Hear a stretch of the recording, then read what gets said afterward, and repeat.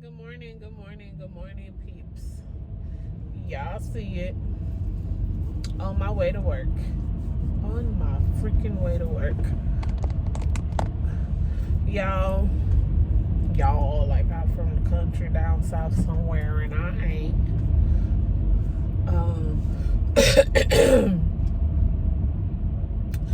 I don't know what's going on, but I put this thing in my hair. Not this thing. I put some. Oh, I forgot to lay these back down. Dang. Let's close that. I had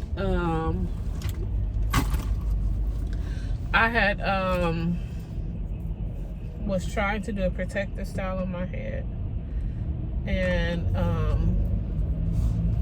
I went to the beauty supply and bought this hair, and it was horrible. So it's like super thick, super coarse. Not horrible, because our hair is not horrible. But if they were trying to make it like that, I don't know who hair is like that. Like, honestly, I don't know what hair they were trying to recreate when they made that hair. Like, I like the kinky afro texture, but I don't know. I honestly, I don't know who hair that was that they were trying to recreate. So yeah, it did not work, and so I just have this because I was not about to take that down, and I started it, and I was just like, okay, it'll get better. You know how you talk yourself into it'll get better. Yeah, it wasn't getting better, so I was like, yeah, it's not getting better. So listen,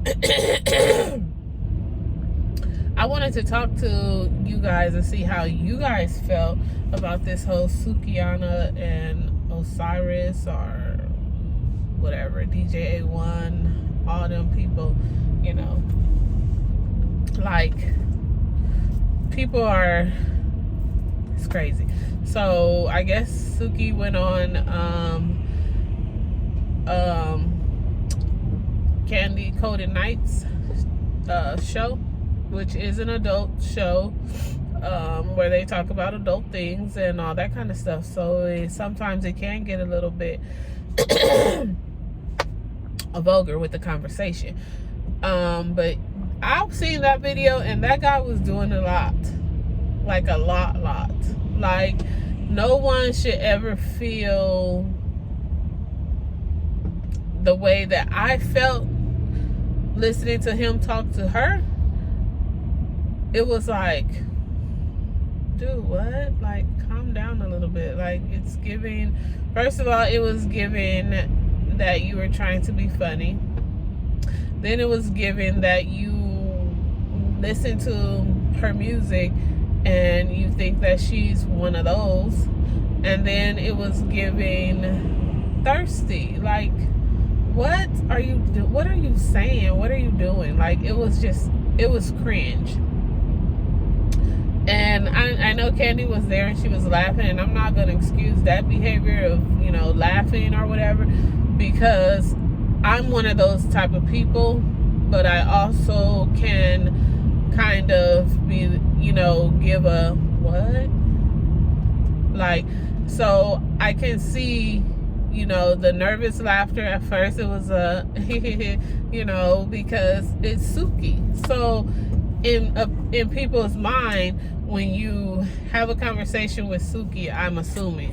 Now, I've never had a conversation with her, and so I'm assuming that when people think that when they're gonna have a conversation with her, that conversation is gonna lead to a really vulgar, sexualized conversation. That's not always the case. People who, usually someone who really talks about sex and is really open, sometimes that is not what they want to do in every setting. And I've learned that as I gotten older, that a lot of people who put certain things out there, that's not how they really feel on the inside. Like, you've ever read a book and you've been like, what the heck? Like, some of the scenes are so like, whoa, this scene was deep. The sexual scenes in the book were like, whoa, that's a lot. Like, so you will have to think about the author who's creating that story. They may not have that experience themselves. That may not have been an experience that they had. That could be an experience that someone told them about, something they researched, something they looked into. They could have talked to sex workers. They could have talked to, really experienced people. They could have done research to come up with those things. And yes, some may have experienced it, but some may not have. So just because, it doesn't mean that that's me. It just means that that's what the people like. The people like that. And I'm going to give the people what they like. But I don't have to give the people what they like in every setting. Yes, I'm pretty sure that they booked Sukihana for that show because of what Sukihana talks about. She talks about certain things and it's interesting. Wow, you're so free. You're so open on your songs. Like, da-da-da-da-da. But that could not be her. And that persona that she's portraying, that's what people are booking her for. But also, if someone says, all right, chill out, you chill out, right? Like, you don't keep going. And it makes me fearful, and I have to really talk to my child, my daughter, about things like that. Like, I have to make sure that she knows, watch what you put out there, because that's what people will try to hold you to. You put that out there, people are going to hold you to it. And just like if someone put out there that they're B-I-T-C-H. If someone put that they're B-I-T-C-H, and every time someone meets them, they give them that, they treat them like they're B-I-T-C-H. Now, that could be the furthest thing from them, but that's what pays. That's what people like to see. That's what people like to hear. But every time someone, the B-I-T-C-H, steps into the room, she doesn't want to be treated like the B-I-T-C-H. Like, give her a chance. My God. So that's how I feel with that situation. So I try to tell my daughter, like, she wants to start working now, and I have to, make her aware. And I don't want to scare her, but I also don't want her to be put in a position where she feels like she's helpless in, like she don't know how to get out of it. So I have to tell her, you're not supposed to be cornered. No one should corner you in no offices. No one should say disrespectful things to you. No one should be able to question you, any of that, because she's turning 16 and she wants to get a little job or whatever. And I'm all for it. Like, she has a fur baby and she wants to take care of her fur baby, and she wants to, buy her fur baby all these kind of things, and it's expensive. So I'm already taking care of the babies. Okay, so she wants to get a little job, and she wants to have a little money set aside. And I'm not against that. I started working at that age. But I also don't want her to feel like just because someone said, and I say this because I went through that. And it wasn't because I didn't put myself out there as a certain way. I just so happened to be, like, I want to say the only black woman at this place that I worked at. And because I was the only black woman at this place, one of the major bosses would say things to me, and because my mom hadn't prepared me, like, really prepared me for the world of men and working with men, she hadn't prepared me. So I didn't know the signs to look for. I didn't know that there were things that were being said to me that I could have went to HR and told them about. Now, I probably would have been fired, and then I probably would have had a whole claim against them firing me because it was a family-owned business. Like, yes, they were a company, they were a large company, but they also were family-owned, family and friend ran. So me going to HR, they did have people in HR that was not family, but they also had people in HR that was family. And so me going to HR could have caused, a whole nother headache. But it would have been worth the fight had I known that that was something that was, an option for me. Every day I used to get stuff said to me, things said to me, and it was just like, what? Like, uncomfortable. But because I'm like, this is the owner of this company, like, and actually he wasn't even in a position. Yes, he built this company up, he started the company, he was the owner of the company, but he wasn't running the company anymore. It was the son and the other family, but they would let him come to the he still had his own office and everything, and they would let him come up there and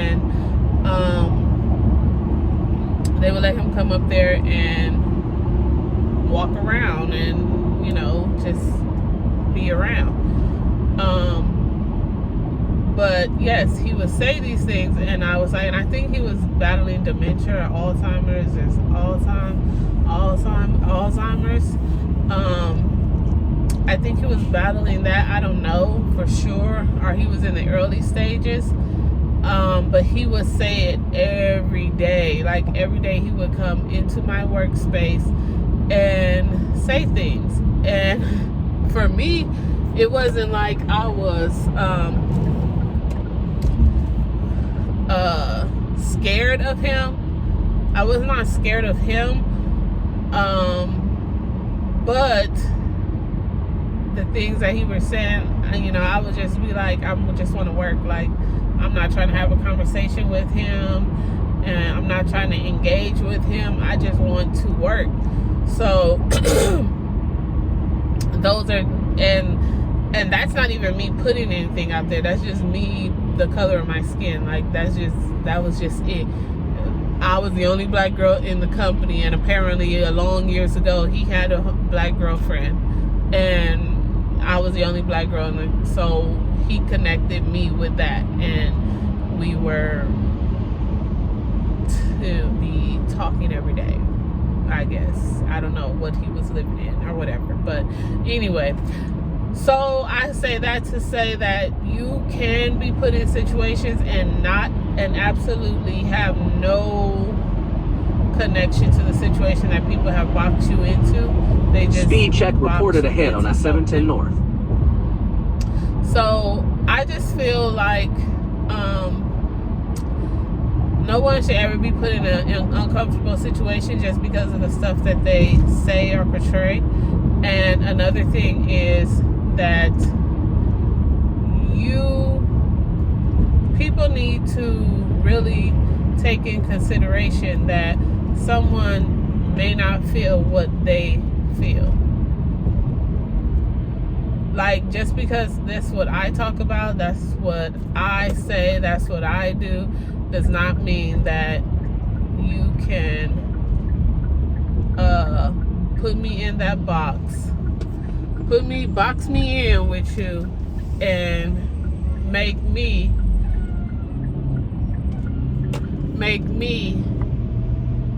feel a certain type of way.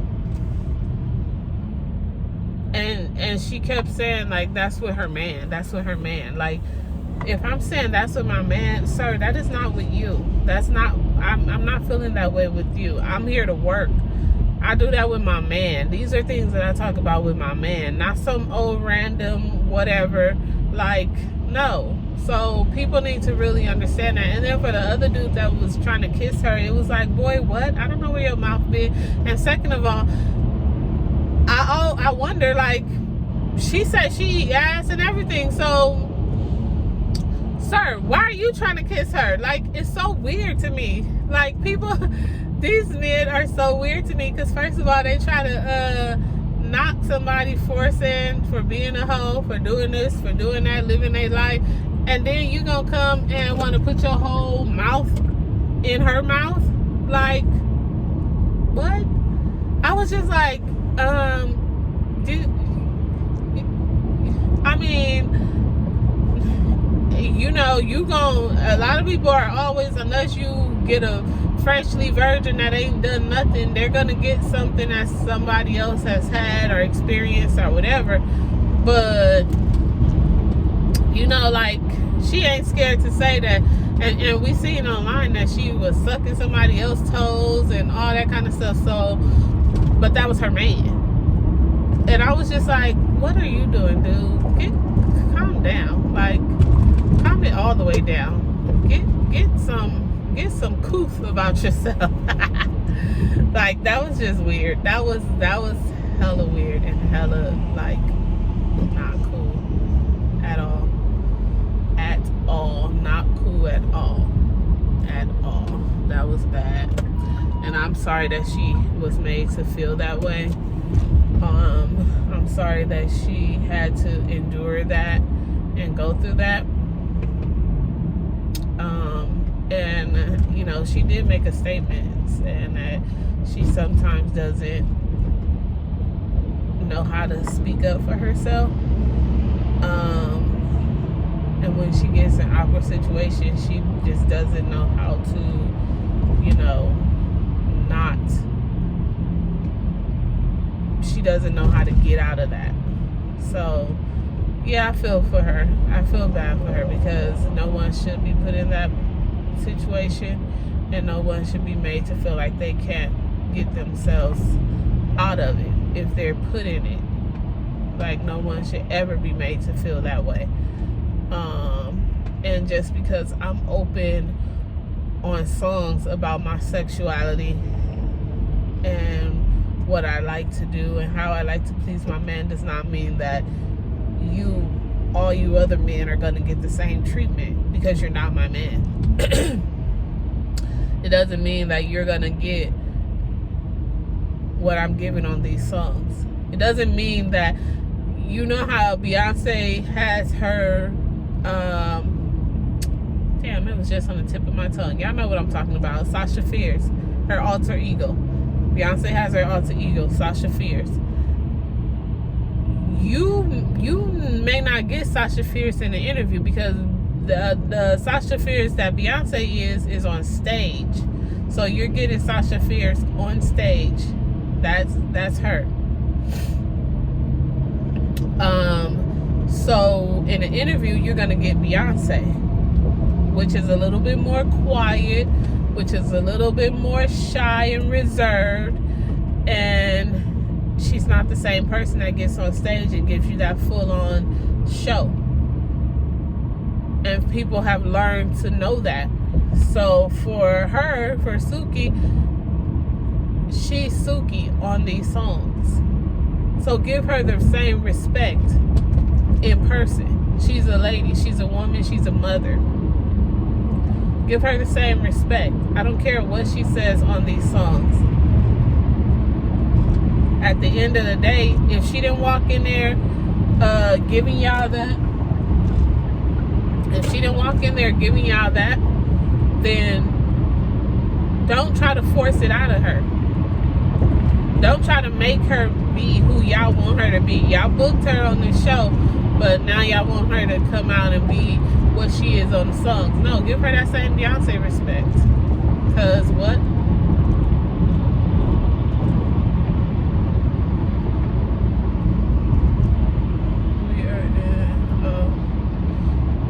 So give her the same respect. Anyway, y'all, I'm gonna go ahead and go so I can focus on this freeway, because I'm going into a direction that I've never been in. So I don't want to get lost or miss my exit. So y'all be safe. Y'all talk to y'all kids, girls and boys, all alike. Talk to them. Let them know that they do not have to be put in a certain box just because of how they are, how they act one way. Do not let people box them in and to try to make them who they want them to be.